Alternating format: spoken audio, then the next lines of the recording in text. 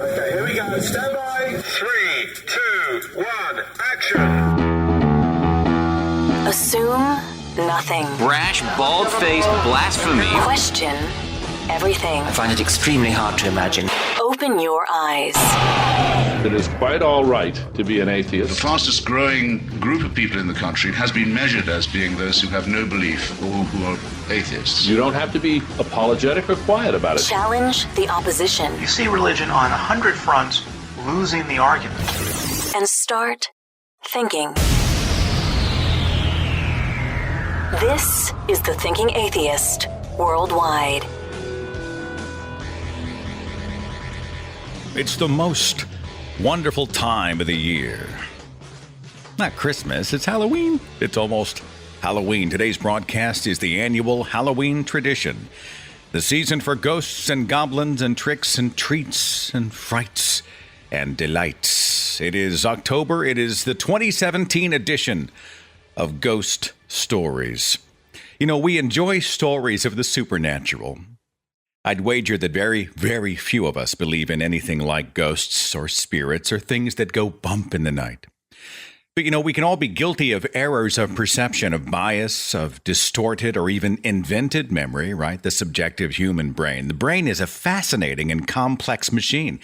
And Dr. Steven Novella teaches a fascinating and complex lecture about the brain at the Great Courses Plus. It's called Your Deceptive Mind, a scientific guide to critical thinking skills. The Great Courses Plus is the show sponsor for the broadcast today, and I'm so glad to have them. Dr. Steven Novella is a professor of neurology at Yale University, and he runs the Neurological blog, and he knows his stuff. Your Deceptive Mind is a terrific exploration into critical thinking, the machine of the mind, protecting ourselves from being fooled.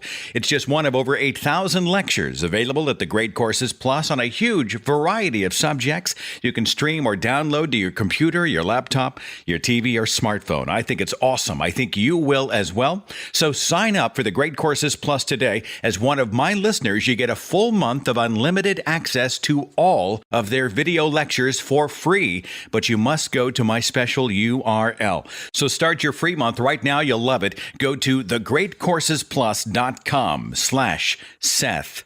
That's thegreatcoursesplus.com/Seth. I'm so glad you're listening today. Thanks for being here. I hope you and yours are in the Halloween spirit. Don't forget, next Tuesday, we'll continue the fear theme as we do an entire broadcast about irrational fears, our phobias, and I think we all have them. And we've all got those things that just make our skin crawl and make us curl up into the fetal position, and we just can't deal with it. Here's an example. I have no problem with needles. Like, I'm not afraid of getting a shot or an IV or any of those things. It doesn't bother me a bit. Give blood, no problem. When they prick the thumb to draw blood, I curl into the fetal position. There's something about the thumb. I can't stand it. Even another finger is okay, but the thumb, it's just this weird thing. And everyone seems to have at least one thing that really gets under their skin, whether it's clowns or dolls or a certain type of animal or, whatever. What is your phobia? We're doing a show on it next Tuesday. Tell me about it with an email, podcast@thethinkingatheist.com. Today's broadcast is a series of ghost stories. It's funny, I mentioned on social media just a few days ago just how much work it is to put this particular show together. Easily the most production-heavy broadcast of my entire year. It's much more production-heavy than either, or actually both, of my audiobooks combined. It just takes a long time. Doesn't help that I'm a tinkerer. I'm always in there messing with things and, experimenting with sound design, trying to create the best atmospherics. It takes a long, long time. And what adds to that is that a few years ago, I started climaxing the show with an original story, something I'd written and produced myself, something totally original. Started that 3 or 4 years ago, and it took off, so people began to expect that. Well, this year, my friends, you're going to get 2 original stories. One to open the broadcast, and again, one to close the broadcast. and a whole lot of good stuff packed in between. I want to say thank you out to a couple of special guest voices who have added their talents to the broadcast, Malcolm Riker and Janet Matenko.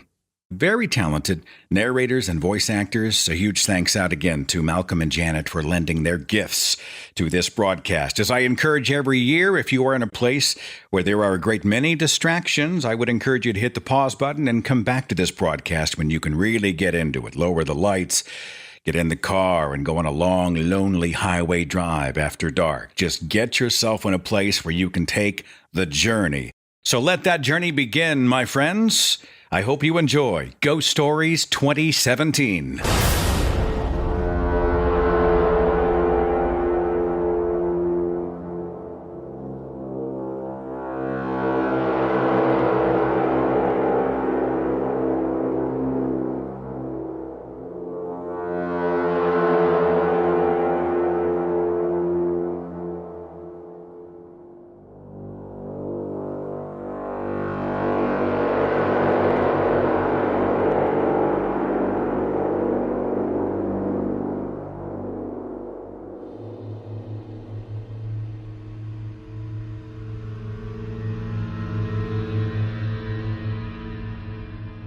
Denise was exhausted. After a long day at the office, she ran by the store and picked up a new cell phone to replace the one she dropped in the sink the night before. As usual, her son, Stephen, greeted her at the door when she walked in. She put the new phone on the table, and she kicked off her shoes and went to the bedroom to throw on some comfortable sweats so she could close her eyes on the couch. She'd only been sprawled out there for a few minutes when Stephen tapped her on the bottom of the foot and said, "Mom, can I look at your new phone?"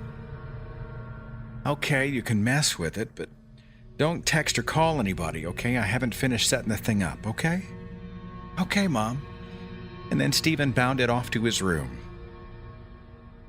Denise's life had become little more than the numbing slog of work and sleep and whatever parenting exhaustion would allow. She pondered this in the moments before she drifted into a deep, deep sleep.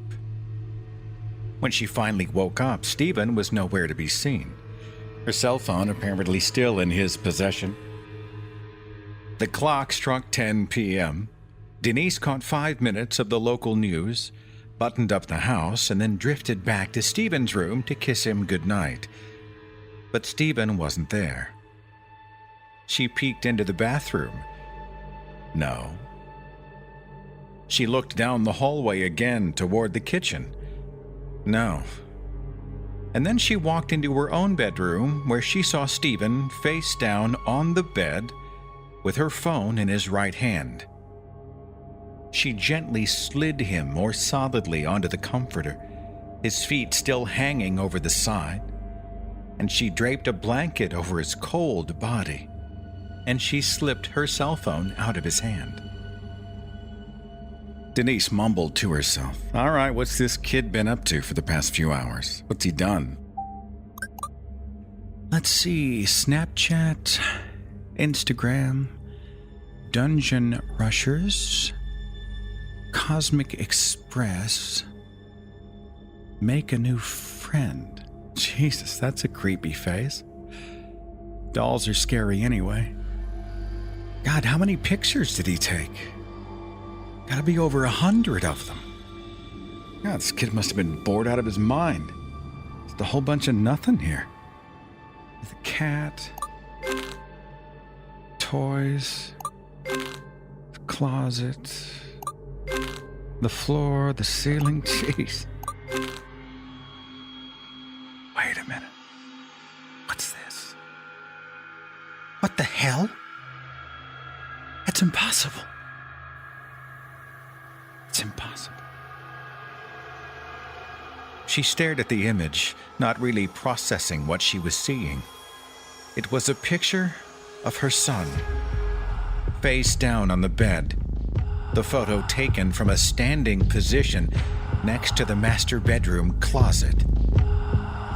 Her skin went cold. In the mirror, it's a reflection. It's a face. And it was a face. A weathered, ivory-looking orb sitting atop a human body. This was not human skin and eyes and teeth and hair, but the speckled, cracked shape of an antique doll. Its mouth gaped into a breathing smile, the eye sockets hollow and black, the skull like dirty porcelain protruding from a frayed and ragged woolen scarf that propped it up like a malevolent puppet. That face, Denise said. I know that face. I know that face. There. Make a new friend. Make a new friend. It is totally free. I come to see you when you call to me. Press the red button and close both your eyes. Someone will bring a forever surprise. Press the red button. Press the red button. Okay.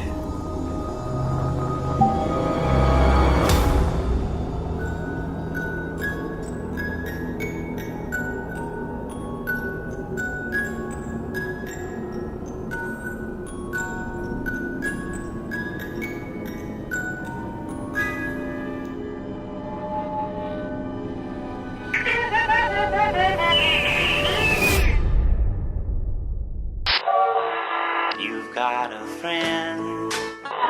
Thank you for being a friend. I can tell that we are gonna be friends. Making friends.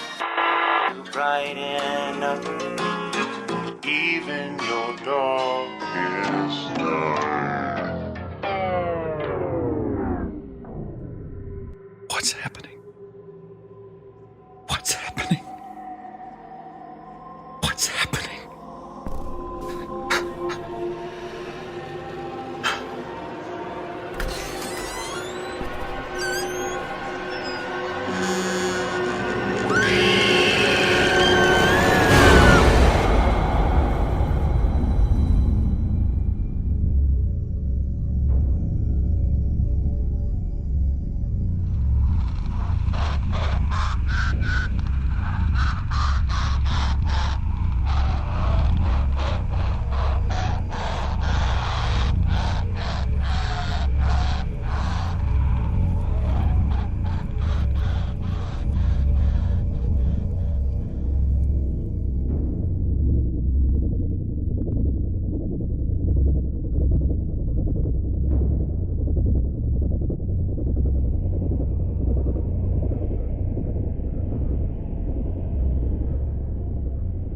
What would you do, I wonder, if you were in your own safe place, your own bedroom, inside your own home, next to the person you cared more about than anything else in this world, and there was a sinister presence, something in the room with you, announcing its presence, opening the door, presenting you with the gift of your own doom.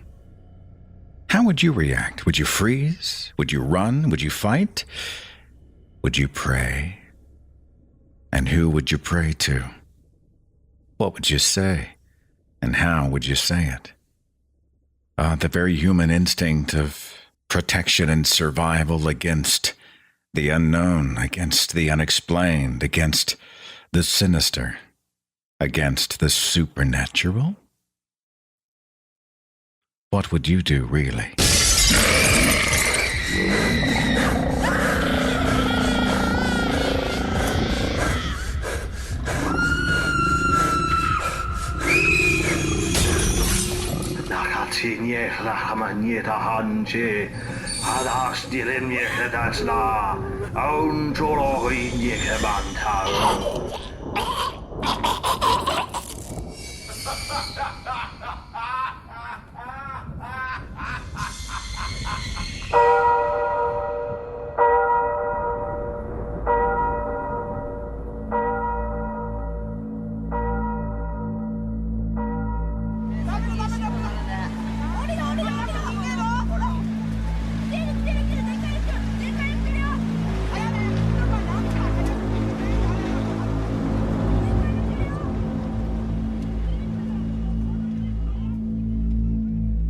We all remember that fateful day, March the 11th, 2011. It was a Friday afternoon like countless others.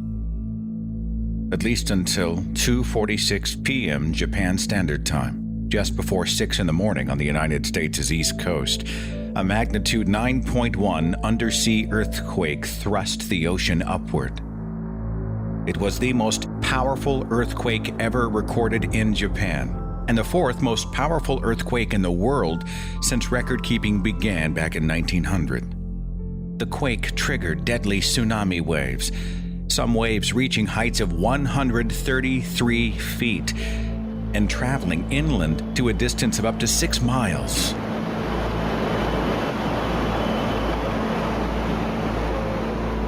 Over 127,000 buildings totally collapsed, another 250,000 halfway destroyed, damage to another 747,000 structures, roads gone, railways washed out, a nuclear power plant suffering explosions, evacuations ordered, around 4.4 million people without power, losses estimated up to $34 billion.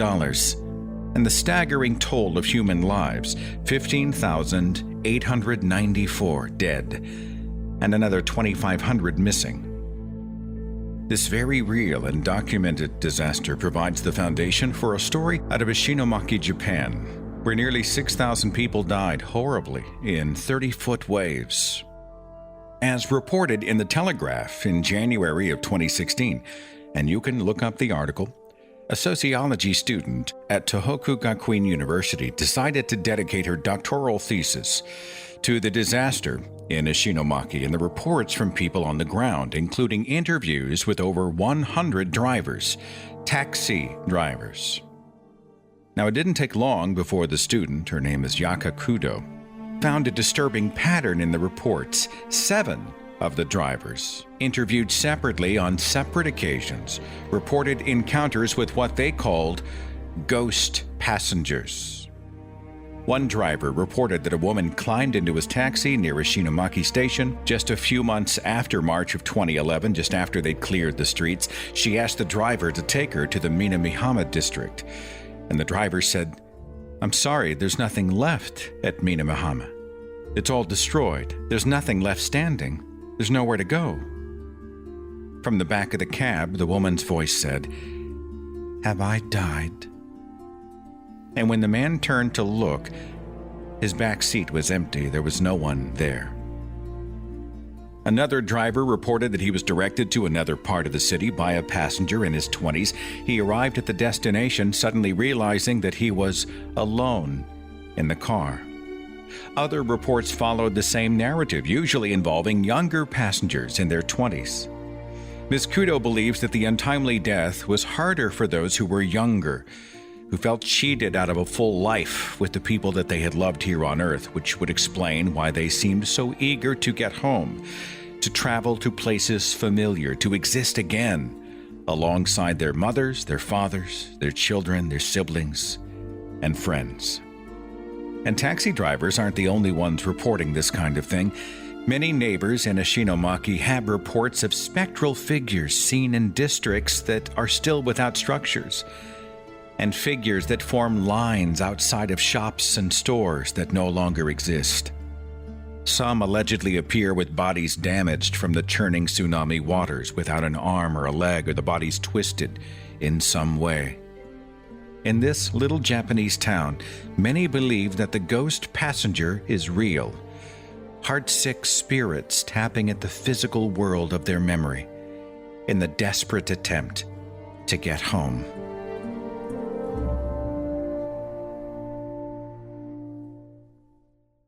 For ghost stories from our listeners, we go to the switchboard. I've got area code 713.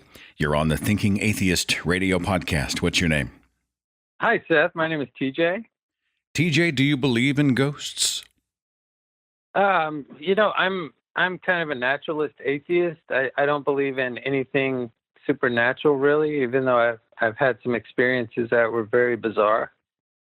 Like what? I mean, have you encountered something that felt ghostly at the time? Yes. In 1989, I just turned 18. My parents moved to Dallas, Texas from Louisiana, and I decided to go with them. And in the new house that they had rented, actually, they went to Las Vegas right after we got there. And when they went to Las Vegas, I was alone, and I was watching TV, and there was no one else in the house. And I decided to get up and get a snack. And so I went to the kitchen and the refrigerator. And when I opened the refrigerator door and I started looking around in there, I heard a clanking noise. And I was like, what is that? So I closed the refrigerator door and looked, and there was a statue of Jesus that was about 2 feet tall that my mother put on top of the television in the living room.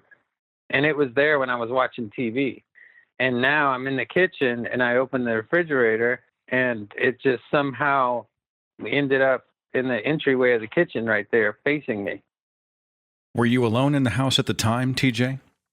I was completely alone, and it scared the hell out of me. So how does this happen? I mean, does he sprout little Jesus statue feet and walk around to the kitchen? I mean, did you find an explanation for this one? At the time, I was an evangelical Christian, and I blamed it on the devil, that demons were trying to torment me or something, and they did that. And then an interesting thing happened the next night. My parents had come back from Las Vegas, and I felt glad that they were back. And I told them about the incident, and they laughed and said it was my imagination. And I went to bed, and so I was in a room with the door shut, completely dark, completely alone.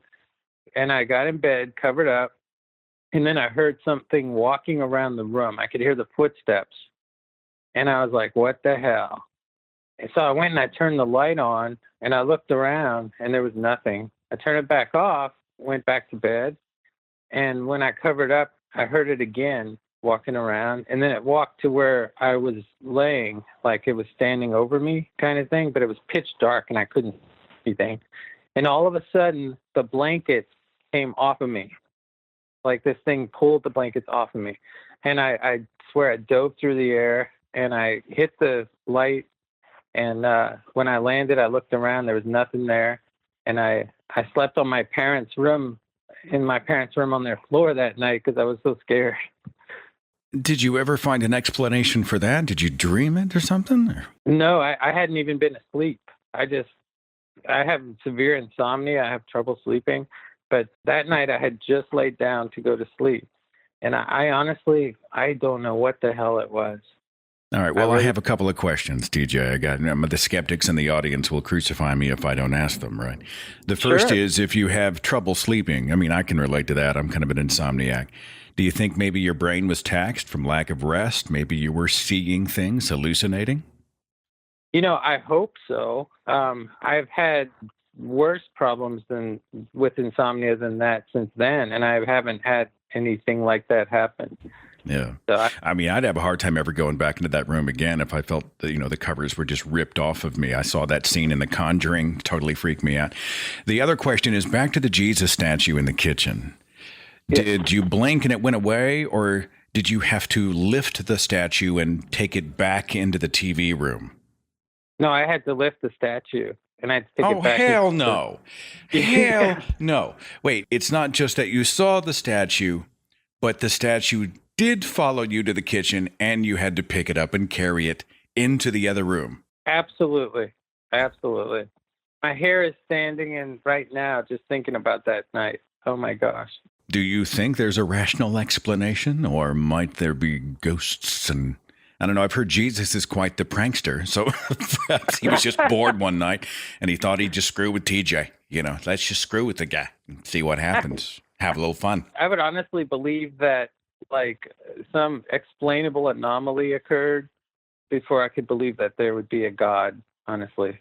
Like we know the frail and subjective nature of the brain. We know how easily we can be tricked. And so with that information, it's a little easier for the skeptic to not jump into a supernatural explanation. But still, probably to you, it felt no less real, did it? Oh man, it felt real because I believed in all that stuff at the time, and I moved Yeah. out the next morning when I got up from my parents' floor. I moved in with a friend back to Louisiana. If I was to, and I would never do this to you, but if I was like a buddy of yours and I, for Christmas, sent you a 2-foot Jesus statue as a gift, I mean, would it wig you out? would you be able to handle it? Have you dealt with it? Oh yeah. I would laugh. I would definitely laugh. Yep. And if it happened now that I don't believe in all that stuff, I don't think I would freak out as badly. I think I would try to find more of a rational explanation other than running out of the house is basically what I did. Well, it's a great story, my friend, and it's a great addition to the Ghost Stories broadcast. So I hope you and yours have a happy Halloween, and thanks for sharing this. It's good stuff, okay? Thanks, y'all too. Have a great Halloween. Here's an amusing little ghost story. It was submitted by one of our listeners. His name is Phil Selbo. Thank you, Phil, for bringing this to the broadcast today. It is called Haunting a House. Maurice had been dead for about 80 years now. He haunted an old house near the campus of USC. The house was now divided into 3 separate apartments to accommodate more college students. Many of them didn't even stay until their lease was up because, well, the place was haunted. Maurice liked this. He felt a grim sense of satisfaction in driving out the tenants of a house that had once belonged to him. After all, the house was rather sacred to him, and being dead certainly didn't stop him from living there. If he had to put up with other people in his house, he might as well scare them a bit. Nothing too drastic, of course, just a few small things here and there, turning the lights on, shutting a door, hiding someone's car keys, etc. He remained invisible and didn't go in for all that poltergeist stuff, even though it was tempting at times. Breaking windows, screaming from inside the chimney. These things could really scare the willies out of people. But Maurice just wasn't that kind of ghost. He didn't hold such a vendetta against the living to attempt permanent trauma, and it was too much of a risk besides. Once word got out that a place was genuinely haunted, there was no end of trouble. One consequence was the church. If they showed up, spiritual investigations were likely, followed by cleansings, exorcisms, and all sorts of interference that just made unlife rather uncomfortable. If worse came to worst, the house might even be demolished, and then where would he go?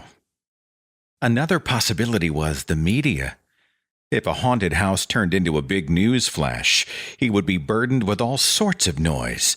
There would be camera crews, Hollywood reporters, tourists, not to mention realtors who would love the chance to turn a genuine haunted house into a tourist attraction. What was the point of haunting a house if it attracted people instead of repelled them?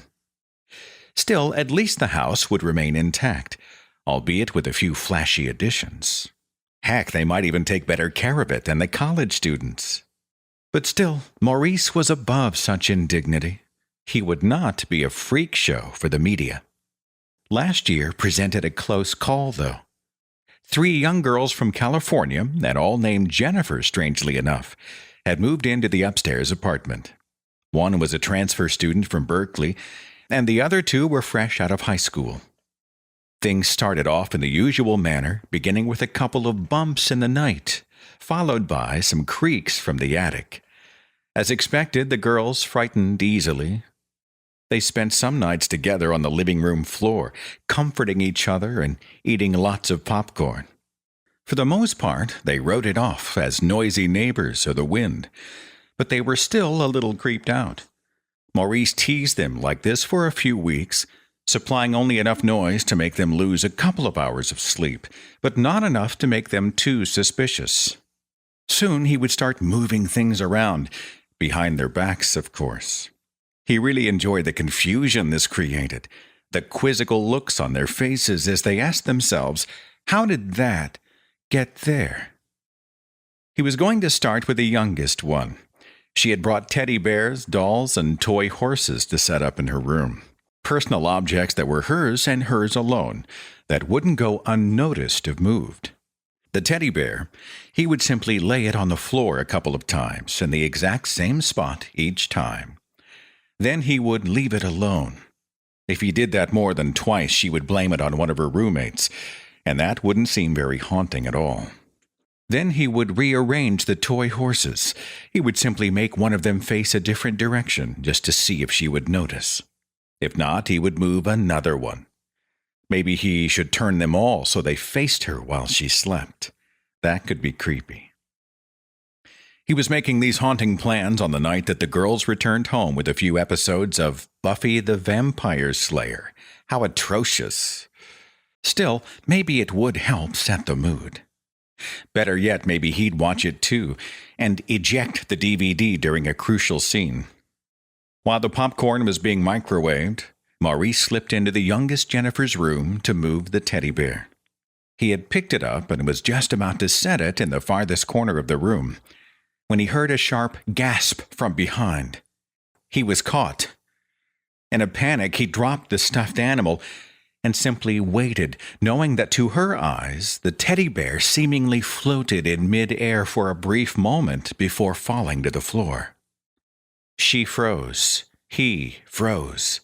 The whole room froze. Even the dolls and the toy horses froze, waiting, frozen. The fragile silence was broken by the microwave timer from the kitchen, followed by, "Hurry up, Jen, the popcorn's done." The young Jennifer looked back over her shoulder, then returned her attention to her teddy bear. She took a couple of timid steps, as if afraid that the stuffed animal might get up and move again. She glanced at her dolls and her horses, then looked over at the bed where the teddy bear usually lay. "Jen, are you coming?" At the beckoning of her roommates, she scooped up the stuffed bear and quickly left the bedroom. Maurice took the ghostly equivalent of a deep breath. Time to lay low for a few weeks, at least in the upstairs apartment. This had the potential to grow into disaster. He joined the girls in the living room and suffered through their TV shows, all the while scrutinizing the young Jennifer and her teddy bear. Her eyes were unfocused, but her hands had never held the bear so tightly. She didn't speak for a long time. When they finished watching Buffy, the girls agreed that they once again needed to sleep in the living room together. "I need to grab another blanket," spoke the youngest Jen as she carried her bear back to her room. Maurice followed her. Everything depended on her. Jennifer stopped when she entered her room. Maurice slipped past her unnoticed. She was staring at the floor, at the same spot where her teddy bear had fallen. The room was just starting to absorb that same chill as before, when she moved again. With slow, gentle movements, Jennifer placed the teddy bear back on the floor where she had picked it up. She stroked its fur a couple times, looking into its dark plastic eyes. Then she walked over to her bed, picked up a small blanket, and draped it over the bear, leaving its head exposed. She then kissed it on the forehead and smiled. She cast one more glance around the room. For the first time in his death, Maurice felt the urge to hide. He couldn't be certain because it was ever so slight, but it seemed that her gaze took a significant pause in his direction. Then she quickly grabbed a blanket for herself and walked out. When she joined the others, the middle Jennifer spoke up. "We were just wondering, with all the noises and stuff in this house, do you think this place could be haunted?" Young Jen chuckled and shook her head. "Whatever. You girls take this spooky crap way too seriously." Nicely done, Phil Selbo, and his original work, Haunting a House. Beyond the standard haunted house and graveyard and back from the dead type stories that we hear so often, I'm interested in the folklore, the urban legends from places all around the world, like this one, about a creature called the Cadejo. In Central American and Southern Mexican folklore, we find the legend of the Cadejo. Cadejo is thought to have come from the Spanish word for chain, as this creature is sometimes said to be dragging a chain behind him. The stories of the Cadejo vary from place to place, from culture to culture, but most accounts describe a dog-like creature. It's not a dog. It is, from many accounts, about the size of a buffalo. It has shaggy, long hair and burning red eyes, like supernaturally red eyes. And it doesn't have paws. It has the hooves of a goat. As it has hooves, many have said it has a greater resemblance to the bull than to the dog. But it is neither. It is not of this earth. It's said there are two colors of the beast. There is a black Cadejo and a white one. The black one evil, the white one benevolent, although in some parts of the world the colors are inverted, where the black one is actually good and the white is evil. The black Cadejo, often believed to be an incarnation of Satan himself. It is the devil walking the earth, able to stand upright on its two back legs like a man and strike at the faces of people with its hooves as if it was throwing punches. Another black Cadejo is like an evil black wolf. And the third and final incarnation of the black beast is the direct offspring of a normal dog. It's threatening only in the way that an earthly dog might be, but it's not menacing or dangerous in any supernatural sense. If you manage to kill it, the animal's body will allegedly rot and decay in a matter of minutes, right in front of you. Decays to nothing. The evil Cadejo lurks in graveyards and dark alleys. It's always in search of its next victim. It's said to reek of animal waste and burning sulfur. When it walks, it doesn't walk smoothly. Its legs move with a hard, jerky motion that makes it seem even more otherworldly, more unnatural. You're not exactly bitten by the evil Cadejo. You're attacked by its snout and its hooves, and after you are attacked, you quickly lose your mind. You succumb to madness. You die of insanity. The white Cadejo is something altogether different. The legend goes like this. It was the early 1900s, and a man named Juan Carlos was a guardian who lived in a thatched house in Guatemala near Los Arcos. While he worked away from home, which was often, his wife and his young children were working the fields alone. One day, Juan noticed there was what seemed to be a white dog around the outer perimeter of his property. When he tried to approach it, the dog turned and disappeared into the woods. And every day he saw it again, and every day he tried to follow the animal, but he had no success. It would always turn and disappear. But finally, one day, as Juan Carlos walked toward this white, dog-like creature, it did not turn away. It did not move. It was deathly still. It was like a statue. With its husky build, its eyes closed as if in deep concentration or meditation or even sleep. And Juan reached down and he touched its paw. And as soon as he touched it, with that, the white Cadejo opened its eyes, its glowing red eyes. And Juan trembled with fear. And it was at this moment that the beast actually spoke to him. It said, "You do not need my help anymore." Juan could not process all this. He couldn't comprehend, and it spoke to him again. "You do not need my help. I've been here to keep you from danger, but you have revealed that you do not need me, that your own courage is enough." And the dog's eyes closed again, and the animal's heart stopped. And Juan buried the Cadejo in the field, every day remembering it. This creature, this defender who had stood in the fields to keep him and his from harm. And the stories say that today the white Cadejo continues to protect people. If you find yourself alone on a dark street, you might see a white dog-like creature in the distance following you, even guiding you to your destination, walking in front and leading the way. If you fall asleep in a dangerous place, even if you are intoxicated and you find yourself without your faculties, you lie unconscious, the Cadejo will stand guard next to you, leaving and going on its way mere moments before you wake up. If someone's plagued with friendlessness, they might look up to see the broad shoulders and the long white hair of an otherworldly friend, reminding them that not all companionship must be earthly companionship, and that even in their darkest hours, they are not alone.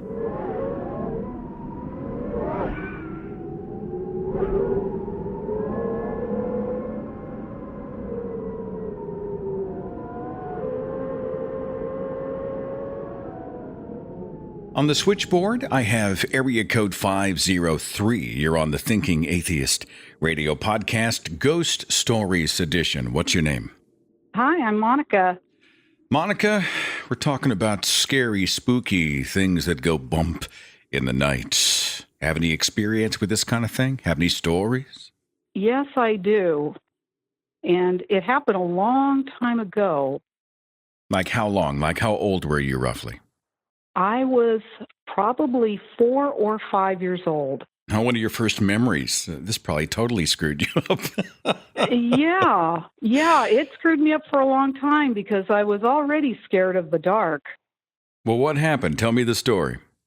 Well, I was lying in bed, and I still had my room to myself at that time. And I was really scared of the dark, but I really had to get up and either get a drink of water or go to the bathroom. I can't quite remember. And my door was always cracked a little bit open because my parents knew I was afraid of the dark. And so there was a little crack of light always coming in, and I could kind of hear activity out in the hall in the living room, so it wouldn't be too scary. But like a lot of kids, I thought there was something under the bed. I thought there was something in the closet. And it was going to get me once the lights turned out. But I finally screwed up my courage to get out of bed and walk the probably 7 or 8 feet to the door. And as I reached for the doorknob, around the corner came a hand. Now, it didn't look like a human hand. It almost looked like lightning. It's really hard to describe because it was a silhouette. It was black, but it was bright white all around it. So kind of like the eclipse, how the white light shines around a black object. And it was a hand that was coming around the corner and trying to grab me. Now, I was totally freaked out, and I tried to run, but my nightgown got stuck on the doorknob. I couldn't move it. I was just in a total panic. I finally was able to get my nightgown off from around the doorknob, and I dashed out into the hallway, past the hand. Of course, there was nothing around the corner, ran out into the living room, and, threw myself onto my dad and said, "There's a hand that came around the corner and tried to grab me." And he and my mom laughed, and they took me back to bed, and, there was no hand. They tried to reassure me, but I laid there for hours afterward, and every night for weeks I had a hard time getting to sleep, thinking that hand might come around the corner. And Seth, I really saw it. That's the crazy thing. I really saw something. It wasn't my imagination. It wasn't a dream. But you're 4 years old. Do you remember it as if it was yesterday or what? No, I'm 59 now, and... You're just a young thing. You're just a pup. Just a pup. Just a pup. So it, had a lot of scary memories since then, but nothing that seemed otherworldly or supernatural. Sometimes you think you're about to get in a car accident, or some creepy weirdo is following you, or it's, weird sounds outside at night. Those are not supernatural kind of things. But this was just so different and so terrifying that it's a one-of-a-kind memory. I wouldn't say I remember it like yesterday. It's a long, long ago memory, but I've never forgotten it. And have you tried to hazard any explanations for why you remember it this way, or, why it happened? I mean, what was I actually seeing, or how did this thing manifest? Do you think it was something, or have you reconciled in your own mind that the brain's a funny thing? Yeah, I think that's pretty much the narrative. I'm certainly not going to believe that it was actually something like a ghost or a demon or, some otherworldly. I don't believe in the supernatural.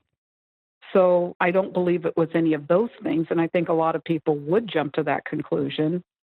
Never saw it since. And you know what? It's okay that it's unexplained, so what? Monica, I have to tell you, it sounds like a great movie. I mean, I'm not trying to make light of the trauma you experienced when you were 4, but, the black hand reaching around toward you with the white aura outlining it. Perhaps I could write it into a ghost story someday.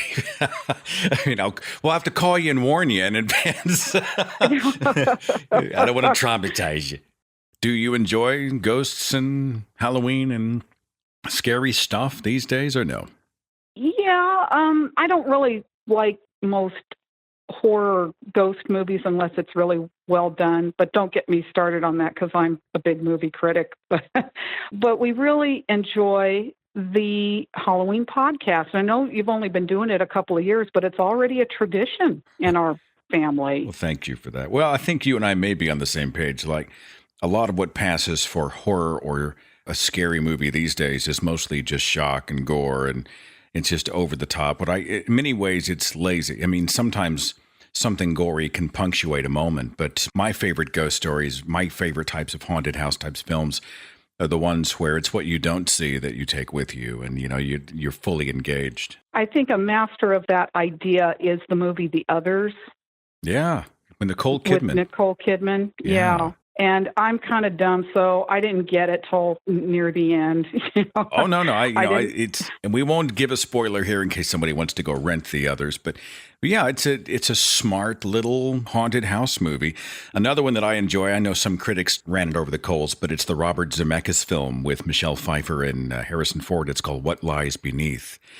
Oh, I haven't seen that. It's a good little sort of a yarn. It's a scare. It's not a gore-driven thing. It's just kind of a supernatural whodunit. So I think you and I might have that in common. That's kind of cool to know, Monica. Well, thanks for sharing your story about the hand. Yeah, that's a great title for the story. The Hand. The Hand. Monica, thank you so much for calling the broadcast. Thanks, Seth. Have a great day. Do you believe in vampires? Certainly you're familiar with the stories of vampires. They're everywhere. From the classic Nosferatu to Bela Lugosi's portrayal of Count Dracula in the iconic 1931 film. Even Sesame Street has a vampire, the Count, who's literally always counting 1, 2, 3. Vampires have been depicted in so many ways, in so many forms, in film and literature, plays and stories, as everything from stoic old castle owners to teen lovers to motorcycle gangs to creatures of almost every shape and stripe. But have you heard of the Pontiac? Well, let us travel into Malaysian and Indonesian legend for a proper introduction to this unique kind of female vampire ghost, the Pontiac. They are said to be the spirits of women who died during pregnancy, not necessarily during childbirth, just sometime while they were pregnant. It's the night of the full moon. You're lying at home. You're alone in your bed. The only light coming in from the sky outside, and you hear a high-pitched baby cry. It is, in fact, not a baby. It is the sound of the Pontiac, attempting to draw in the curious. If it's loud, it means she's far off in the distance, and you're probably a little bit safer. If it's a soft baby cry, beware. It means she is very close by. You might smell the aroma of sweet flowers, immediately followed by a stench of decay, bodily decay. The Pontiac is pale of skin. She has long black hair. Her eyes are blood red, and she wears a white dress that is dripping with blood. She can transform herself into a beautiful seductress of men. or a kind maternal figure gaining the trust of the helpless. Death at her hand, her literal hand, is not pleasant. The Pontiac appears in front of you and thrusts her hand into your stomach. The sharp fingernails are like razors through your skin, grabbing at your organs, and these same organs are pulled from your body while you're still alive. And you remain alive as she begins to feast upon you. In Malaysian tradition, it is said that she might be seeking revenge on someone who had wronged her in life. She locates specific people with a very acute sense of smell. She identifies familiar bodies through the clothes that hang on the clotheslines outside of people's homes. In fact, it is for this reason that many Malaysians refuse to leave any article of clothing anywhere outdoors after dark, for fear that the Pontiac will link the shirt, the dress, the trousers, whatever, to someone living within, and she will then come inside to retrieve her meal. She does have a weakness. If you fear the Pontiac, keep a large nail handy in your pocket at all times, especially at night. And if you're ever accosted by this vampire ghost, grab the nail and jab it into a hole that is present at the nape of her neck, and her wickedness will then transform into beauty and kindness and goodness, a benevolent human form, and she will remain good until that nail is removed. I can't imagine that one could remain calm and comfortable knowing that a simple dislodging of the tiny spike would unleash the lethal animal, the ghostly vampire, repressed just below the surface.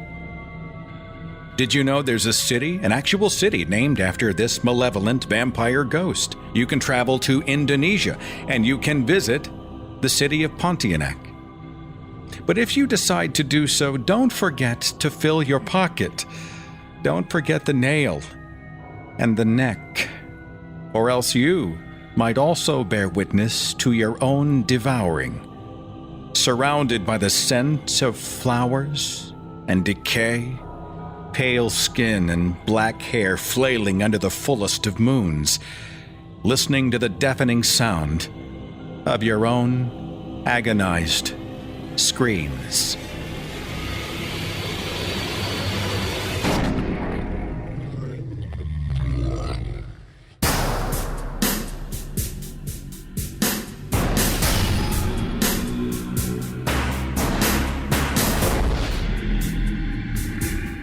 You are listening to our annual October tradition. It is Ghost Stories 2017.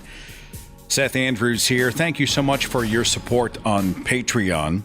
By the way, my patrons get a totally commercial-free version of the show and an extra broadcast every month. If you would like to support the show, it really is welcome. You can just go to patreon.com/Seth Andrews. Way back in 1930, the author of a great many fantasy and historical adventure stories named Robert Irvin Howard penned a story about death and revenge.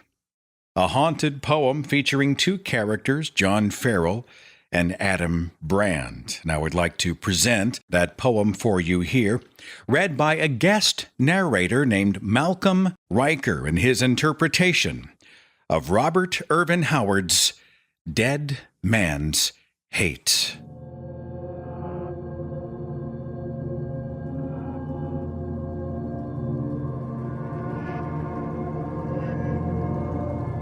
They hanged John Farrell in the dawn amid the marketplace. At dusk came Adam Brand to him and spat upon his face. "Ho, neighbors all," spake Adam Brand, "see ye John Farrell's fate? 'Tis proven here a hempsen noose is stronger than man's hate. For heard ye not John Farrell's vow to be avenged upon me? Come life or death, see how he hangs high on the gallows tree." Yet never a word the people spoke in fear and wild surprise. For the grisly corpse raised up its head and stared with sightless eyes, and with strange motions, slow and stiff, pointed at Adam Brand, and clambered down the gibbet tree, the noose within its hand. With gaping mouth stood Adam Brand, like a statue carved of stone, till the dead man laid a clammy hand hard on his shoulder bone. Then Adam shrieked like a soul in hell. The red blood left his face, and he reeled away in a drunken run through the screaming marketplace. And close behind, the dead man came with a face like a mummy's mask, and the dead joints cracked and the stiff legs creaked with their unwanted task. Men fled before the flying twain or shrank with bated breath, and they saw on the face of Adam Brand the seal set there by death. He reeled on buckling legs that failed, yet on and on he fled. So through the shuddering marketplace, the dying fled the dead. At the riverside fell Adam Brand, with a scream that rent the skies. Across him fell John Farrell's corpse, nor ever the twain did rise. There was no wound on Adam Brand, but his brow was cold and damp, for the fear of death had blown out his life as a witch blows out a lamp. His lips were writhed in a horrid grin like a fiend's on Satan's coals. And the men that looked on his face that day, his stare still haunts their souls. Such was the fate of Adam Brand, a strange, unearthly fate. For stronger than death or hempen noose are the fires of a dead man's hate.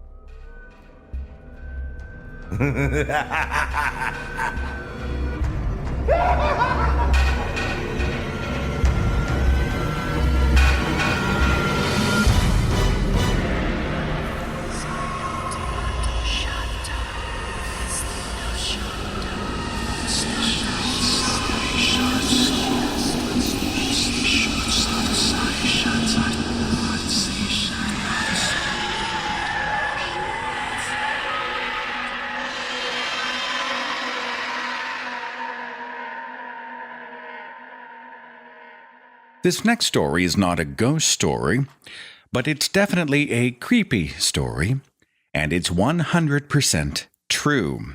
Reported earlier this month, October the 7th, by WDRB News about a man in White Bear Lake, Minnesota.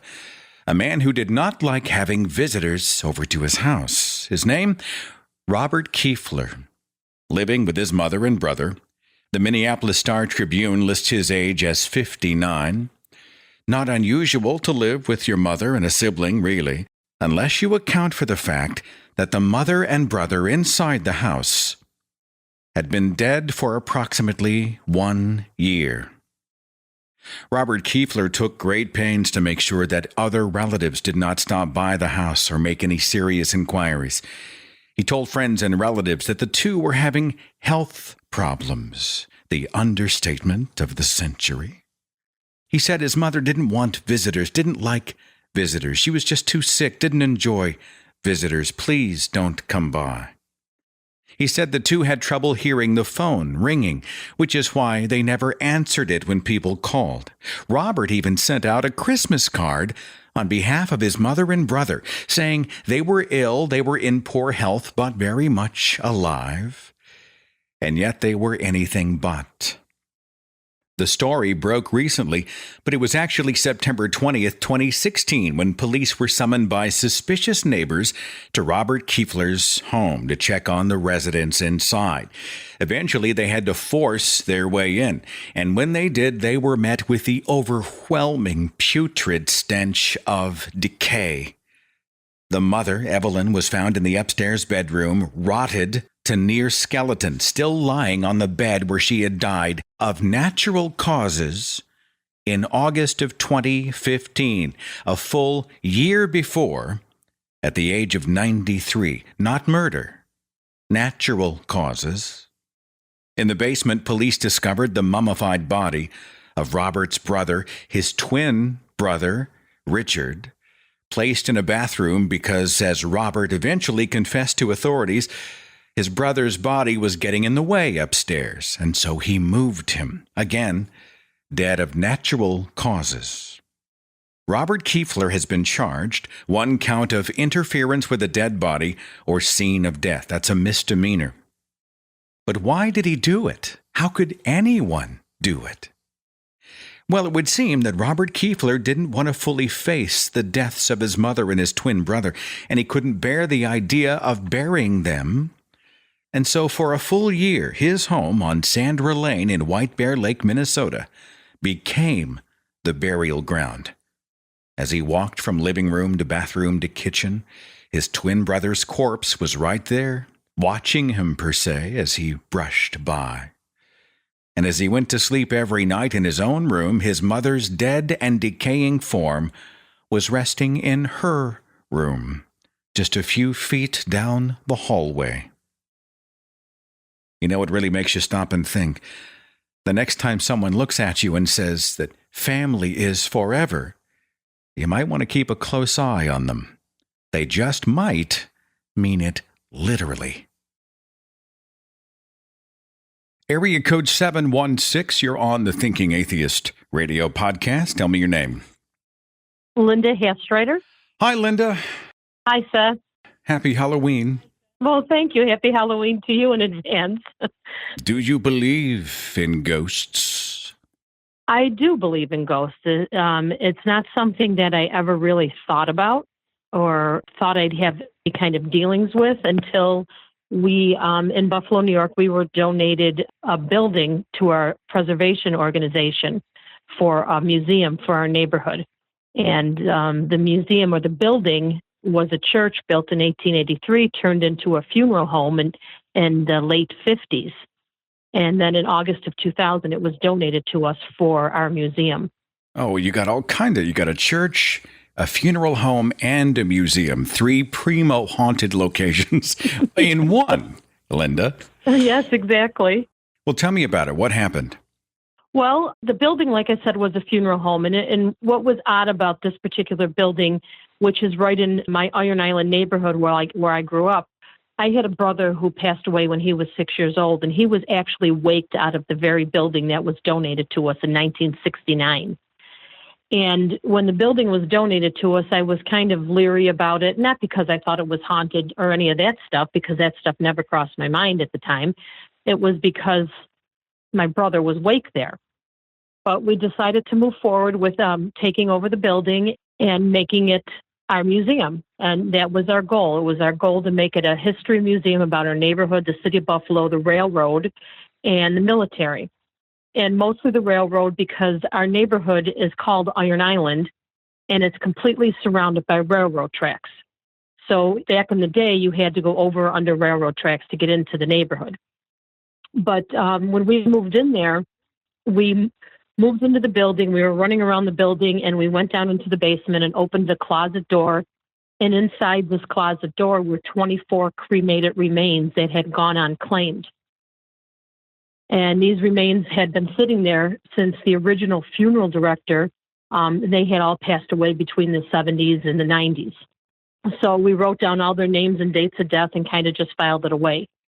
As years went on, and actually right away, the first Christmas I was there, we were having a function there, and I had gone in through the back door, through the kitchen, and I was there alone. And in the meantime, up front, all the tables and chairs were set up for this Christmas function. And I heard banging of aluminum chairs being banged together as if someone was up in the front moving the chairs. And I left the building and I went and got one of our other volunteers, and we went up there and looked, and there was nothing moved. So that was my very, very first experience there. But again, it's not something that we thought about for years. Other people had got in there. There were picture frames that were taken off the table and put on the floor. And then when the volunteer had gone in and put the picture back up, thinking it had just fallen, but it was sitting straight up. She put it back on the table. She went back to the office to do whatever. And as she was leaving for the day, the picture frame was back on the floor again, sitting straight up. Like someone's redecorating while you're not looking. Exactly, moving stuff around. But, I mean, just odd things were happening. People were hearing things. People were seeing things, shadow figures. And obviously it was happening to mostly our volunteers because, you know, we had people coming in and out to view the museum, but they didn't really stay around as much as when, you know, I work a full-time job. The museum is a volunteer position. So I wasn't there a lot alone, but my mom was, and other volunteers were there alone during museum hours. And that's when they would hear noises or see a shadow figure out of the corner of their eye or something to that effect. So if the skeptic is listening and thinks, this sounds like a great way to sell museum tickets, Linda. Well, you know what? You know what I'm saying? I do know what you're saying, and I have no problem with people thinking that way. And I will just take this a few steps further, if you don't mind. Oh yeah, I mean, and I'm not trying to be that guy. I just was kind of winking at you there very quickly, but go ahead, elaborate. I saw you winking, by the way. Okay, all right. No, I'm kidding. But seriously, I know completely where you're coming from on this.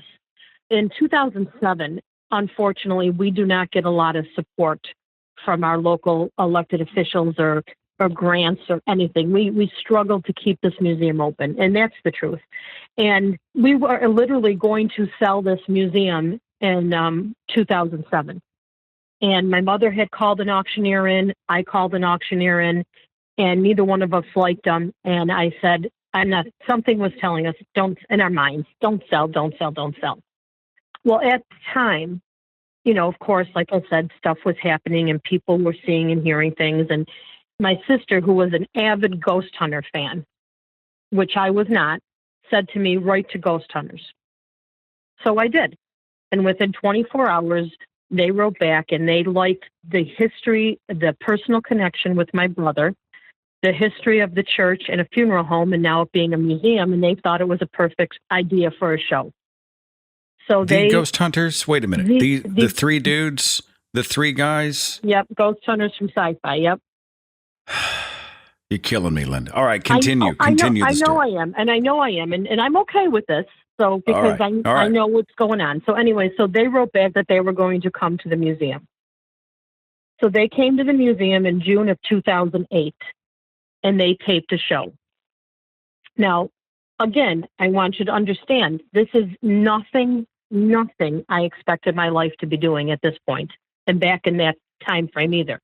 I had different goals in my life. I didn't expect to be at a museum all the time dealing with the ghosts or dealing with people or whatever. So they came, they taped the show. We were their season opener in September of 2008. And since we were on that show, we literally have had people from all over the world come to our museum. And now we're going back almost 10 years. People who come to our museum now, they've never even seen the show because it's been 10 years or 9 years. So people who come now, they come now because they've heard the stories. They've come now to see about the history and to learn about the museum. Now, since we were on Ghost Hunters in 2008, we were on 2 other nationally televised ghost shows. And being the one who experienced working with these shows, I see where people come and say, well, they made stuff up, or they did this, or they did that. And if some of the things that happened to them hadn't already happened to us or didn't continue to happen to us in the future, I might think that something was up. But so many things have happened. And one of the specific stories I will tell is when they were taping the show. Again, now you have to remember this was a church turned into a funeral home. So the funeral home is built, it's pretty much a building built inside of a building. If you knock all the walls and ceilings down, it's the original church with the high rafters and such. They were in the one room, in the military room we call it, and they heard something walking in the rafters upstairs. They went and stuck their head up there's a ladder looking up into the rafters. They stuck their head up in the rafters, and there was a man that charged at them. So when that happened, they had picked up a couple of EVPs, which I'm sure you've heard of that terminology, an electronic voice phenomena. Yes. Okay. So they picked up a couple of EVPs at the time that this happened. Anyway, so we're on the show that, people are coming in, paying their little couple of dollars for a tour because we don't charge a lot for anything. And a year goes by and a psychic medium from Atlanta, Georgia comes to the museum. Okay, I know. I trust me. No, I know I'll take the journey with you, Linda. I'm taking the journey. Just take it with let's me. go. Take it with me. All okay. Right. All right. So All this psychic medium comes in. He goes up the ladder and sees this man up in the attic rafters area. He comes down off the ladder and he turns to me. Now, I was recording this whole time he was doing this tour. And he turns to me and he says, the man upstairs' name begins with the letter E. And I go, okay, kind of shrugged it off. Well, before we even left that back room area, he turned and he said, his name is Edgar.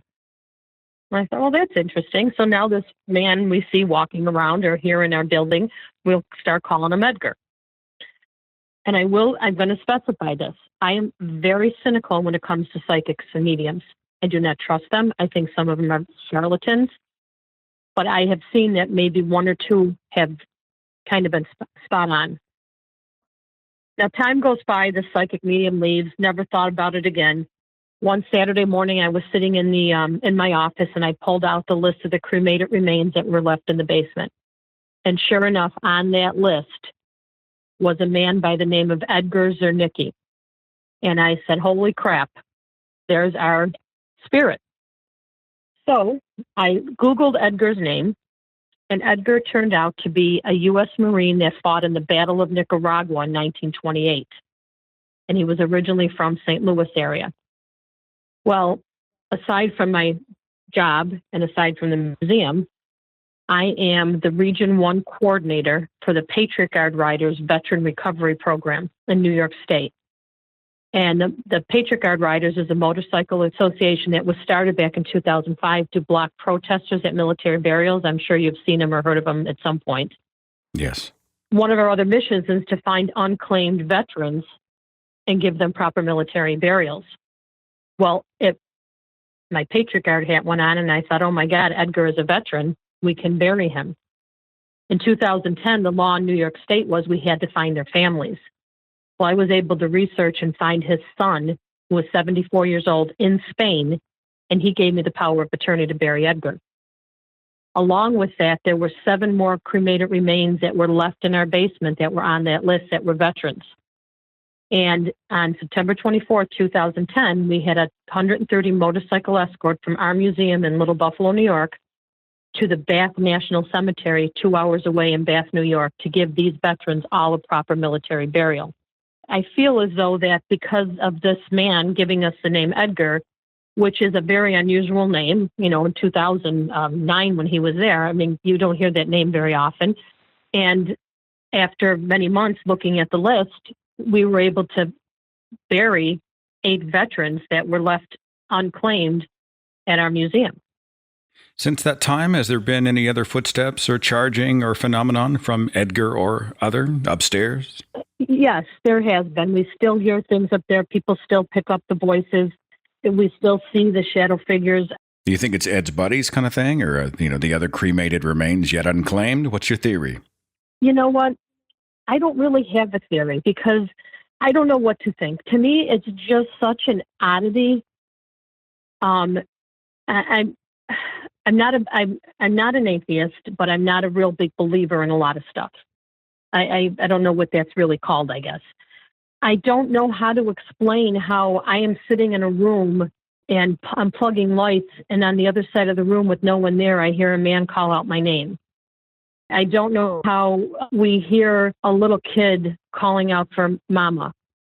I don't know. I don't know how to explain it. I don't know how I can be sitting in the room and look across the room and see a shadow figure the size of 4 feet tall standing next to a window when nobody's there. I don't know. I mean, and to be honest with you, I don't care who you are or if you call yourself an expert, nobody's going to know. None of us will know anything until we die, if we even know at that time. Well, Linda, I mean, there are whole discussions to be had about how and why we see and hear and smell and experience what we experience. I'll leave that for another show, but I think if nothing else, it's a hugely compelling and really good story for the show, and you tell it very, very well. I love my neighborhood. I love my little neighborhood in the city of Buffalo that I was born and raised in. I love our history. Our history is amazing. And people come to our museum and they, for the ghosts or the spirits or whatever, but they end up appreciating our history. And to me, that is so important. What is the name of the museum one more time? It's called the Iron Island Museum in Buffalo, New York.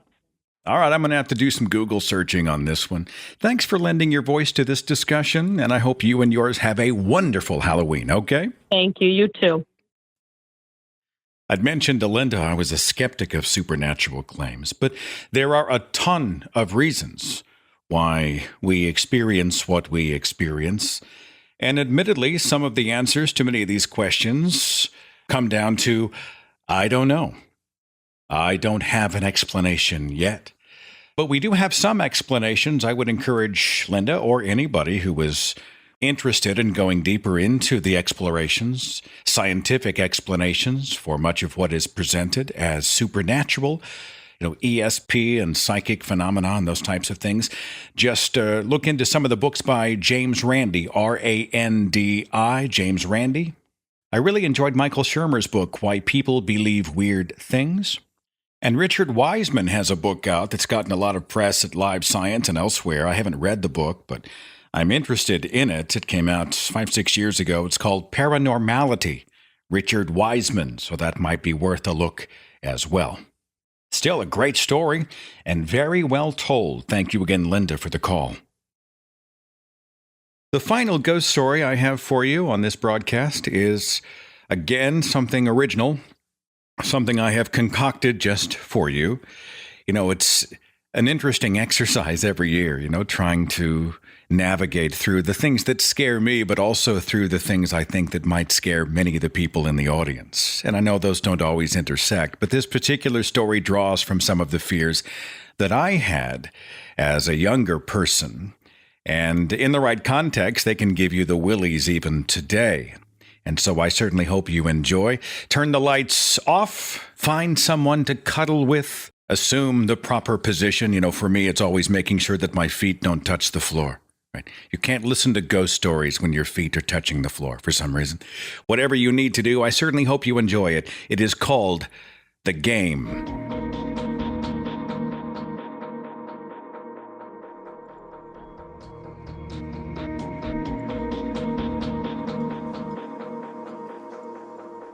Okay. Ouija board directions. Now, hang on just a second. No, I want to read these. Now, let's make sure we're doing it right. If we're going to do it, let's do it right, okay? Place the board upon the knees of two people sitting facing each other. The board rests on the legs. The table is placed upon the board. I guess the table is that thing with the glass in it, right? The table? That's what we use. That's what goes to the letters. That's the pointer, okay? Oh, come on. Don't be scared. What do you think's going to happen, man? You going to summon the demon? You going to open the portal to the spirit world? You going to dance with the devil? Are we going to get dragged down to the blackest fires of hell? Come on, man. It's just a game. Place your fingers lightly, yet firmly upon the table, firm enough so that you have a good feel for it, but not so hard that you cause it to move by your own power. Use a pressure that will allow only an outside force to move it from letter to letter. Questions should come from only one person at a time, blah, blah, blah. Okay, I get it. Don't press too hard. Don't move it on your own. Only one person talking at a time. Are you ready? Okay, let me turn the lights off. And be careful around the candles, man. The carpet's new, okay? Can you see all right? Roxy, no, we're not playing. No, Roxy, go sit down. Go sit. Sit. Good girl.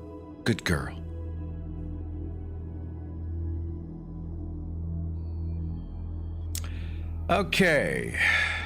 Jesus, I don't even know what to ask. Like, how do you start? Oh, Spirit, can you hear me? Are you in the room with us? Is that right? Is that how we do it? Is there an entity in this place? Oh, come on. Yeah, I am taking this seriously. Maybe we're not asking the right questions. Yeah, maybe you're right. Maybe introductions ought to come first, right? Let's ask it its name. Do you have a name? What is your name? Tell us your name.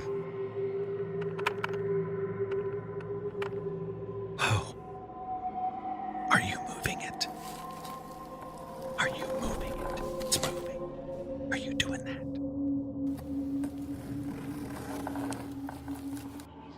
A L A S T O R. All right, hang on. A-L-A-S-T-O-R. Alistair? Alistair. Your name is Alistair. How old are you? How old are you? Nothing, man. It's not moving. Let me try something else. How long have you been here? How long have you been in this house? There. 1 9 7 7. It stopped. 1977. My dad bought this house in 77. Are you the ghost of the former owner? Did you used to live here?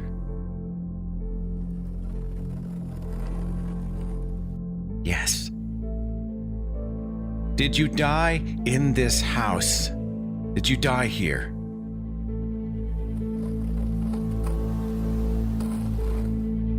Yes. Were you murdered in this house?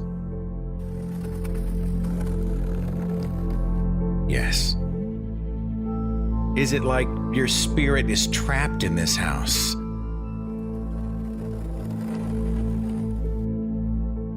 Yes. What is it that you want to tell us? Do you want to tell us something? What is it? B L O O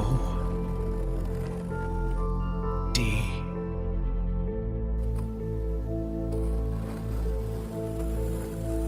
Y F U N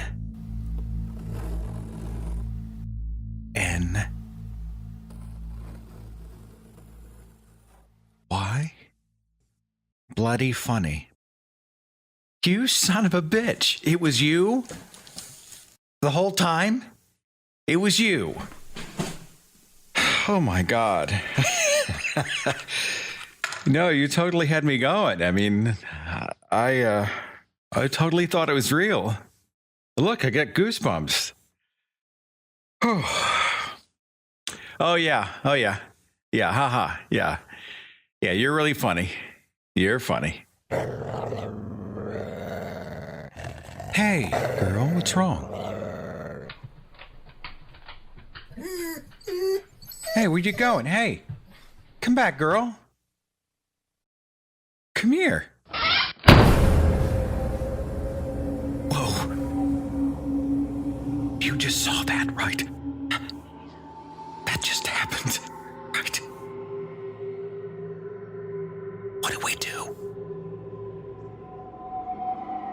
Okay. Okay. Yeah. No, this is what we wanted, right? Yeah, this is what we wanted. Get the table thing, get it. Put it back on the board. The table thing, put it on the board. Put it in the center of the board. Right, we started this. It's happening. Let's talk to it. I'll talk to it. Okay. Who are you? Who are you?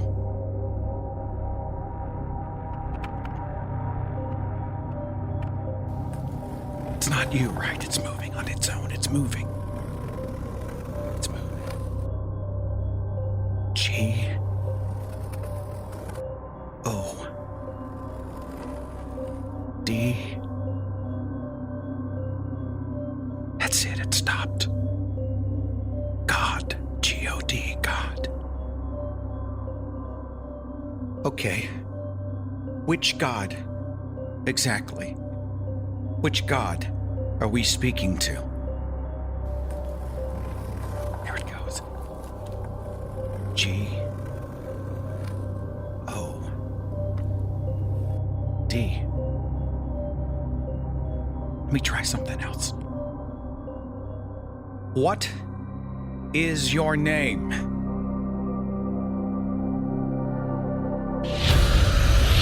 Oh, shit! Throw something on it, man. Throw a blanket on it. The whole board's burning up. Put it out. Put it out. Turn that damn thing off. Shut it off. Take the battery out of it. Just make it stop.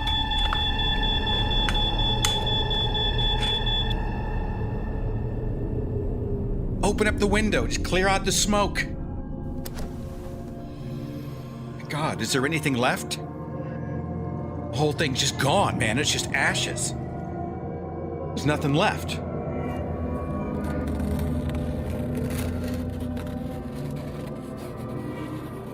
Look. Behind you. Look at the wall.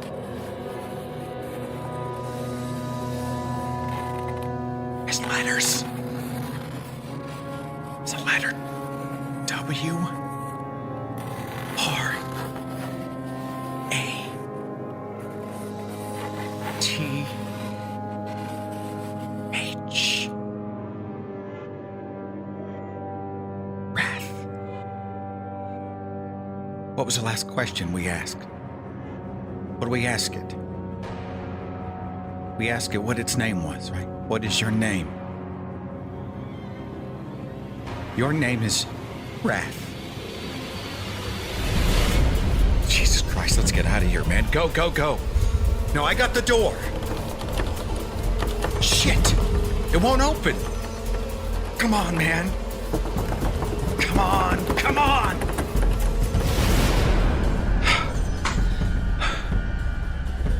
What do you want? What do you want from us? What is it that you want?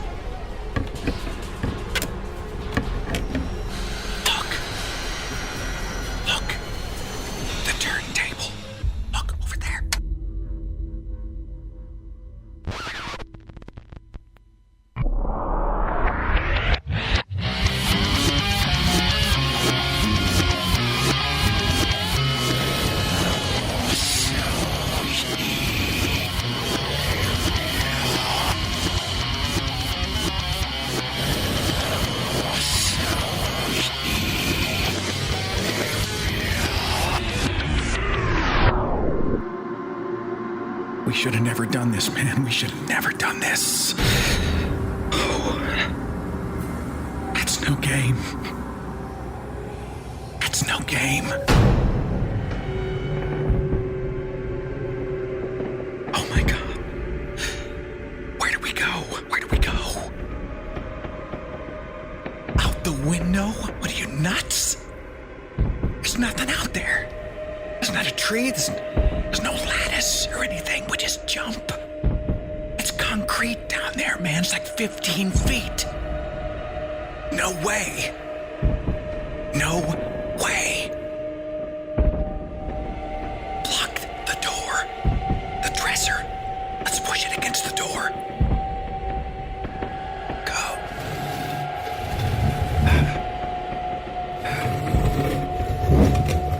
All right, get back. Get back. Get back here against the wall. Look under the door. You see that? My God. What is that?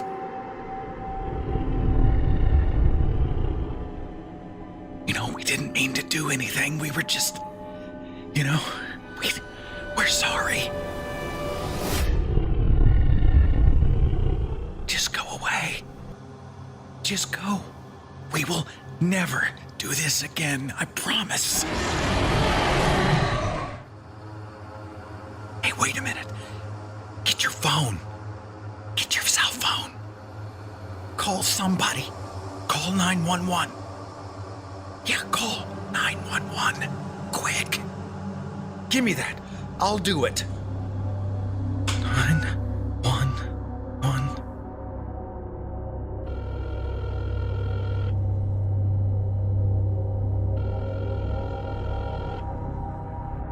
911 operator, what is your emergency? Hello. I need help. I'm at 7255 Willow Lane West. There's somebody in the house. We are locked in the upstairs bedroom, and someone just came up the stairs. How many people are with you? It's me and a friend. There's 2 of us. Is the door locked and barricaded? Yes, we barricaded the door. We put a dresser in front of it. I don't know if it's gonna hold or not, but it's there. Is there another exit somewhere that you can access? No, there's nothing. I'm on the 2nd floor. There's nothing to climb down on. And if we jump, we'll break our legs. You mean, if you jumped, you could still crawl away? What? If you jumped out of the window and your femur snapped on the sidewalk, you could still escape by pulling yourself forward with your hands and arms, right? What the hell are you talking about? You could crawl like an animal, clutching your fingers into the ground and dragging your broken body away from the house before the intruder has the chance to notice you're not there. Of course, the pain would be excruciating, like hundreds of little razor blades slicing and grating and sawing away at you. You'd have to muffle the screams, fight against your own nervous system. You probably wouldn't get too far before you lost consciousness. And if the intruder found you and dragged you back by your shattered ankles, you'd probably wish you had died in the fall. Who is this? You're probably wishing you'd left that little game on the shelf at the thrift store. Not all dangerous things come with a warning label, but you know what they say. If you play with fire. Thank you for calling. Goodbye.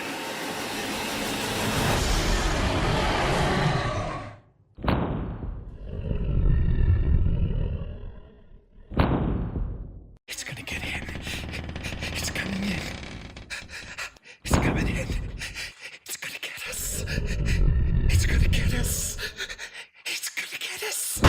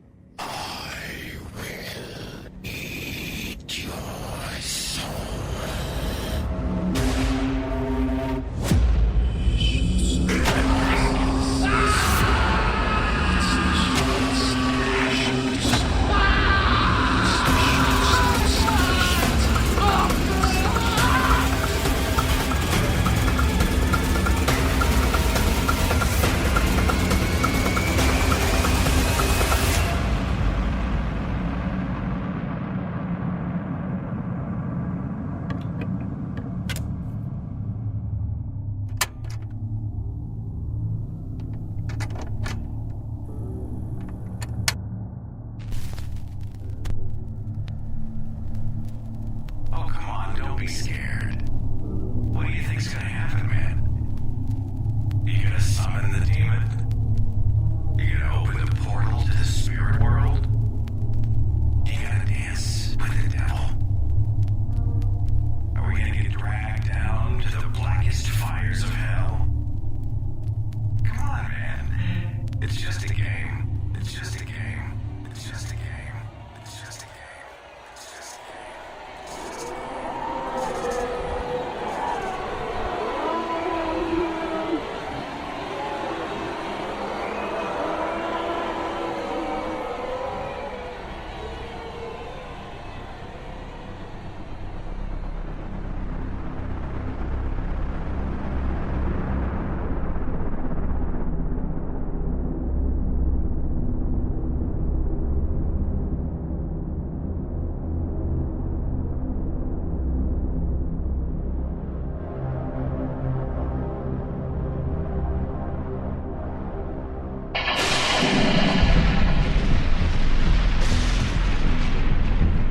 I hope you've enjoyed this annual tradition, Ghost Stories 2017, and I hope that you and yours have a fantastic, a wonderful, a fun-filled, and frightful Halloween holiday. Dress up, drink some wine, enjoy some music, catch a favorite scary movie, and however you celebrate, I hope you have a happy Halloween.